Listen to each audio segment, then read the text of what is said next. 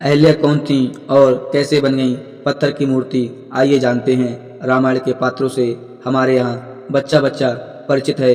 इसका कारण यही है कि हर व्यक्ति के मन में विचार और रुचि को मोहने वाली अनेक कथाएं इसमें बसी हैं। ऐसी ही कथा श्री राम के वनवास के समय पत्थर की शिला पर पैर पड़ने पर उसका जीवित स्त्री में बदल जाना, यही अहल्या थीं जो राम के स्पर्श से श्राप मुक्त हो गई थीं। लेकिन प्रश्न यह उठता है कि अहल्या को श्राप क्यों मिला, वे पत्थर की शिला कैसे बनी। भारतीय पौराणिक कथा संसार के अनुसार अहल्या महर्षि गौतम की पत्नी थीं। ज्ञान के अनुपम अहल्या स्वर्ग रूप से गुणों से संपन्न थीं। अपने अतुलनीय सौंदर्य और सरलता के कारण वे अपने पति की प्रिय थीं। इसके साथ ही वे अपने पति के प्रति पूर्ण रूप से समर्पित थीं, इसलिए उन्हें सती अहल्या का नाम मिला था। दोनों ही पति पत्नी धर्म का पालन करते हुए प्रेम के रस से परिपूर्ण दाम्पत्य का निर्वाहन कर रहे थे। ऐसे में अद्भुत प्रेम को अचानक एक बुरी नज़र लग गई।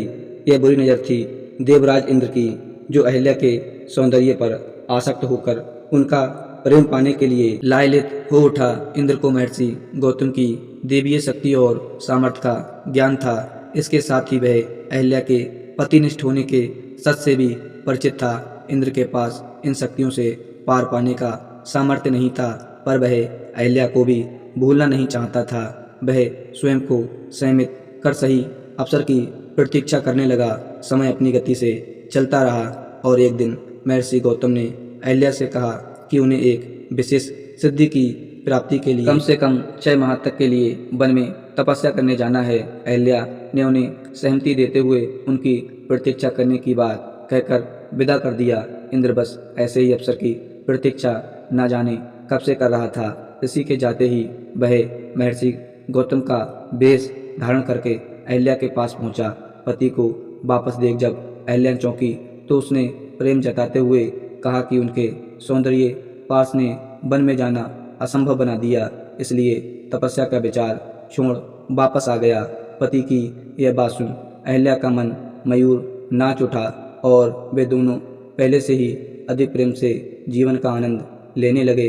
देखते ही देखते 6 माह का समय बीत गया और एक दिन अहल्या ने सुबह सवेरे अपने आंगन में अपने पति की चिर परिचित पुकार सुनी, जबकि ऋषि का रूप धरे इंद्र तब सो ही रहे थे।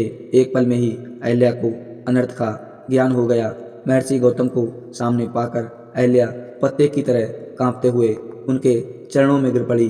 तब तक इंद्र को भी ऋषि के आने का भान हो गया था। वो बिना देरी किए वहां से भाग निकला। अहल्या से सारा वृत्तांत जान ऋषि क्रोध से भर उठे और तुरंत ही उन्होंने श्राप दे दिया कि जिस स्त्री को अपने पति के स्पर्श का भान ना हुआ वह जीवित नहीं हो सकती। तन और मन से पत्थर की तरह कठोर व्यवहार किया तो तू भी पत्थर की ही हो जा।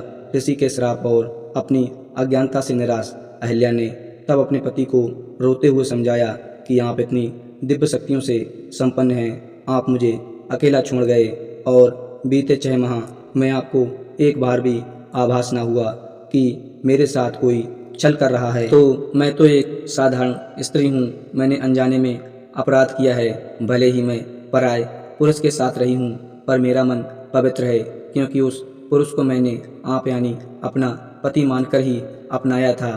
तन और मन दोनों से ही मैं अपने पति के साथ थी। अहल्या की बात सुन ऋषि उनसे सहमत हुए और कहा कि अब तो श्राप दिया जा चुका है, उसे वापस नहीं लिया जा सकता।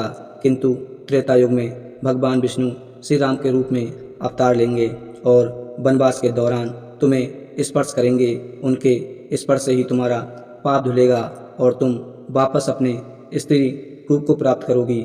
ऋषि के श्राप के धारण करते हुए अहल्या पत्थर की शिला बन गई और घोर प्रतीक्षा के बाद श्री राम के पावन चरणों से स्पर्श से पुनः स्त्री के रूप में प्रकट हुई। तो दोस्तों, आशा करते हैं कि आज की वीडियो आपको जरूर पसंद आई होगी। अगर वीडियो पसंद आई हो तो चैनल को सब्सक्राइब कर दें। मिलते हैं एक नई वीडियो में, तब तक के लिए जय हिंद, धन्यवाद।